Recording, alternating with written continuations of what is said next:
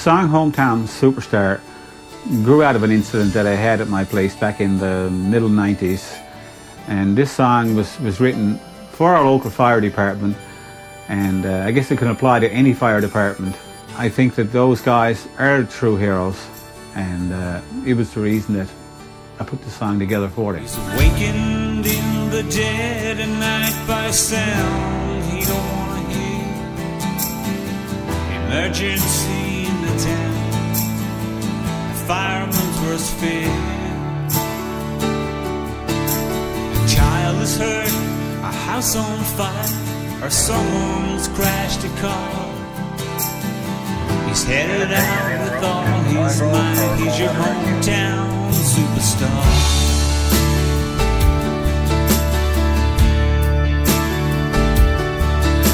She wraps her arms around him. Well, New Year's Eve, we got a phone call from our alarm system at 10:58 p.m. There had been a fire. We were prepared for the worst, that the house would be limbed, gone, burned right out. So when we pull up and we see the fire trucks, the whole street is lit up. Fireworks are going off, literally, and there's fire trucks and there's cop cars, and and our house is still standing. So right away it was like, oh, that's a relief. And I chatted with the captain. He said, I'm your neighbor, right? I'm like, no. He's like, I just live right there. He said, I got the call. He said, and we're all at a party. We gathered up as many as we could here. He said, we got about 6 to 8, and he said, you're very lucky. He said, we saved your house. It was amazing, for what they do. I don't think they're recognized and appreciated enough, and I don't think people really maybe understand exactly what they do and how courageous and they're risking their lives every day. I thank them so much. Volunteer firefighters is probably one of the most honorable professions that anybody can partake in. The life lessons you learn, the people you meet, everything is just the best, awesome. We're one big, happy family doing a job that needs to be done. It's a way of giving back to your community. It's the most gratifying feeling that you could ever experience, especially when you're able to touch someone on the shoulder and say that you did the best you could and everything worked out fine.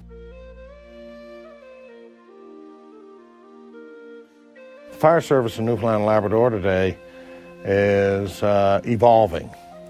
Many of the 300 fire departments that we have were initially established as a result of an incident that occurred in the community, typically a house fire resulting in the loss of the home, or a fire where we actually had deaths and injuries occur. What has evolved, of course, with the fire service, not just in Newfoundland and Labrador, but throughout the country, is its evolution over into an emergency service beyond the scope of just delivering fire protection.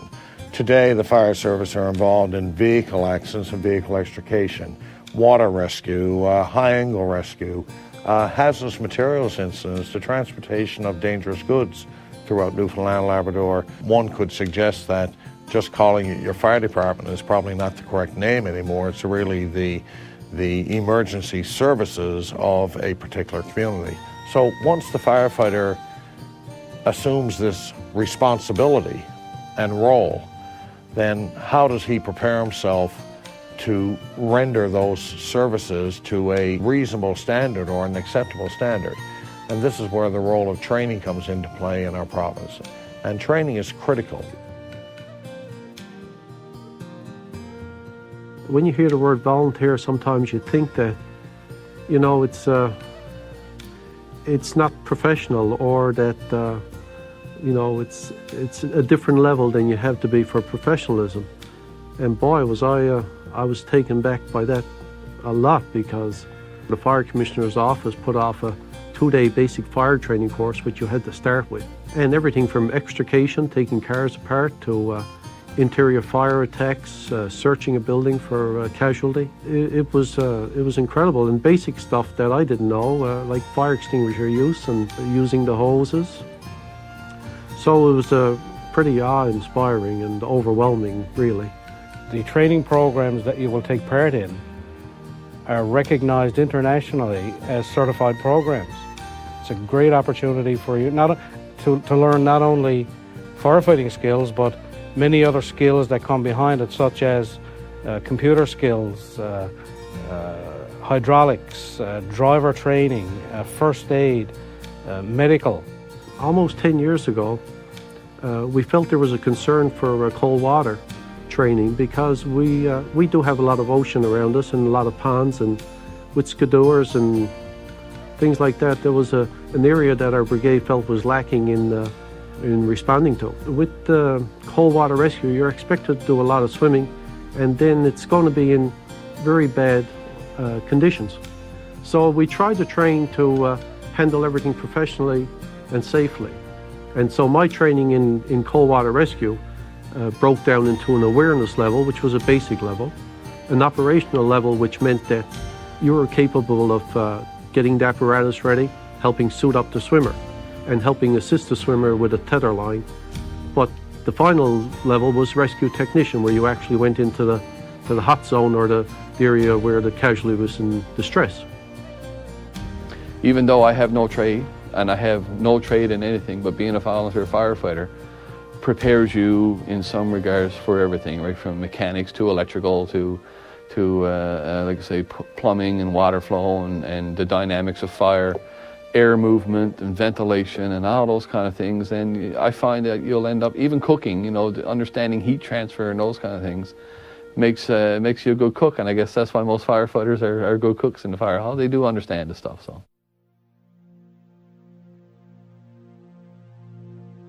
My son Colin's friend Ben, his father, pulled up in our driveway. He said, Ben and Colin, as you know, were on their bikes, and Colin's fallen, but he's okay. Ben's talking to him, so he's down to Bristol Soap, so we'll go down and see what, see if we can get him. So we had no idea at that time what we were in store for. I received a phone call on my cell phone from dispatch stating that our assistance was needed for a rescue. It looks like he had fallen over a little more than a 10-foot embankment. It was a cliff that he'd fallen over. If you looked at pictures of where he fell, you could try it 100 times. 99 times you might not make it. You probably won't. You probably don't make it. We responded with two teams, our high-angle rescue team and the water rescue team as well. They sent one fireman down the cliff to attend to him. Before I knew it, they had thrown their bag over down the cliff, and he was on his way down. We were able to communicate with him, but couldn't see him, and it was approximately 120 feet down. Where he went down, it was a very difficult descent for him because of where he was to. But he basically rappelled down just to see how Colin was. And then they also had to try to find out how they're going to get him off the beach because they were very isolated. Once we got him on shore and able to transfer him to a hospital, and the outcome was very positive. They responded in a very professional manner, and you wouldn't be able to distinguish a volunteer department from a regular fire department in the larger center. A year ago, I would never think that I would need their services, especially of that nature, but thank God they're there. It was an unbelievable feeling just to know that what we did helped him that day and his family.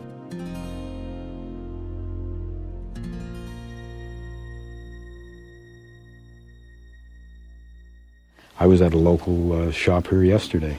I had on my Labrador City fire jacket. The guy said, hey, I'm a firefighter myself, I'm going to Halifax. I mean, it's just a camaraderie. When you meet another firefighter, it's like instant. Everybody, it's like a magnet, that's what it's like. Everybody wants to talk to you.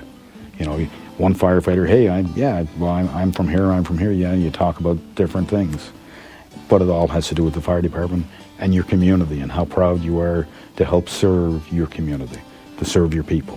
They are a close-knit group, and at the end of the day, you become a part of an organization that has very deep-rooted beliefs in what they are about. We all know, because of our training and because of our dedication, that when we do go into a burning building, the guy with you is like a brother. You will look out for him, and he will look out for you. It's one thing to, I guess, meet and know and learn from someone in the work part of it, but when you get to know them on the social side as well, I think it adds so much to the firefighting service in itself. Even sometimes we go anywhere and I wear my fire shirt with fire rescue on the back, you know. I've often had people just come up and say, you know, ask me about it, and from different communities if we're on holiday somewhere. And I'm always proud, you know, to say that I'm a firefighter.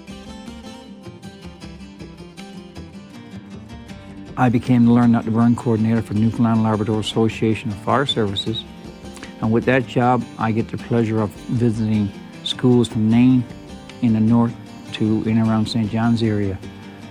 Over the years since I've been doing these presentations, it's been a pleasure to hear from the parents of how the message they've been getting home about fire safety. One point in time, while down in Goose Bay, a parent came up to me because I was wearing the uniform and wanted to know if I was the one that was at the school giving a presentation. And she said when her child came home, she waited until her dad got home. She sat the three of them down along with her brother, and they talked about everything that was going on at school that day. And by using my hazard house, she was able to pinpoint to her parents about the importance of smoke detectors and having 2 ways out and escape plan. So as a volunteer and going around now as a Learn Not to Burn coordinator, it's very good to see that this message is getting home. The kids look up to you. You have kids that'll walk up to you any given time at all and say, hey, I want to be a firefighter like you when I grow up. The community level of involvement with the fire department is tremendous, really. We have so many different activities. The children play an important part in our role. We always make Fire Prevention Week. We always try to concentrate on children's activities for the school children. You know, we also have like community events and steak and lobster meals and dances. Gee, we used to have a Valentine's dance. There was almost a reason for a dance we could have it, you know.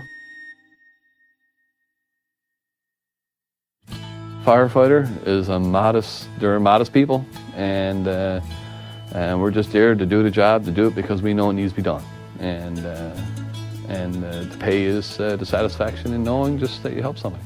It's just something that becomes instilled as a value to you. So to consider ourselves superstars, we don't. You know, it's just a job. It's what we're doing. I just do what I have to do for my community, and I would do it in any community. I don't know if adrenaline and passion and compassion adds up to making an individual a hero. They never add it up. I can tell you for a fact they don't add that up.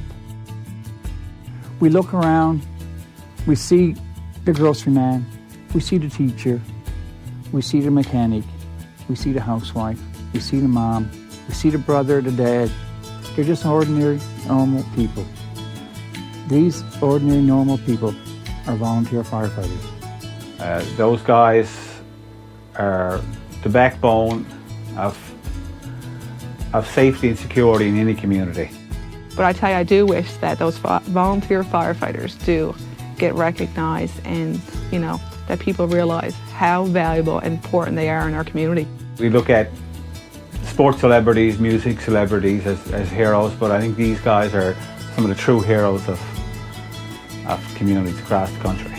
You said it, they are. They're the hometown superstars.